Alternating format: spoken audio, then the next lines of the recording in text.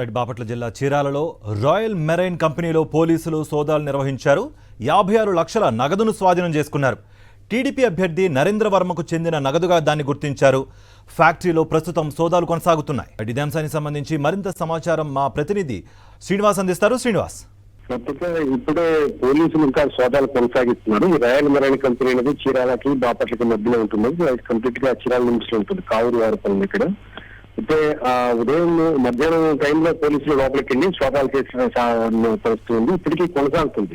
ఇప్పుడు అందులో సమాచారం ప్రకారం పోలీసులు చెప్పినటువంటి ప్రాథమిక సమాచారం చూస్తే 56 లక్షల నగదు పట్టుబడింది. 56 లక్షలకు సంబంధించినటువంటి అమౌంట్ ఎటువంటి లెక్కలు లేవని కూడా చెప్తున్నటువంటి పరిస్థితి ఉంది. కానీ ఇదే టైంలో అక్కడ నరేంద్ర వర్మ బాపట్లలో కొంత మీడియాకి సమాచారం ఇచ్చేందుకు తెలుస్తుంది. ఇది కేవలం శాలరీస్ కోసం పెట్టుకున్నటువంటి అమౌంట్, లోపల ఉన్నటువంటి వేజెస్ ఏదైతున్నాయో ఎంప్లాయీస్ వాళ్ళకి సంబంధించి అమౌంట్ గా చెప్తున్నట్టుగా మనకి అర్థమవుతుంది. ఏది ఏమైనప్పటికీ శాలరీస్ అయినా సరే దానికి ఒక లెక్కలు ఉంటాయి కదా అనేది లెక్కలు చూపించండి అని పోలీసులు అడిగే ప్రయత్నం చేస్తున్నారు. అందులో భాగంగానే ఇంతసేపు కంటిన్యూగా సోదాలు కొనసాగిస్తున్నారు. దానికి సంబంధించిన లెక్కలు చూపిస్తే ఖచ్చితంగా ఈ అమౌంట్ మీకు ఇస్తామని చెప్తున్నట్టు పరిస్థితి ఉంది. కానీ దీనికి సంబంధించిన 56 లక్షలకు సంబంధించి ఎటువంటి కాగితాలు కానీ ఎటువంటి పద్ధతులు కానీ లేకపోవడంతో పూర్తి అనుమానంతో పోలీసులు నగదును స్వాధీనం చేసుకుని మరింత సమాచారం కోసం సోదాలు కొనసాగిస్తున్నటువంటి పరిస్థితి. ఏదైనప్పటికీ తెలుగుదేశం పార్టీకి సంబంధించినటువంటి నేతలు పెద్ద ఎత్తున నగదు డంపు చేసి అక్కడక్కడ డంపు చేసి పెట్టుకున్నటువంటి సమాచారంతో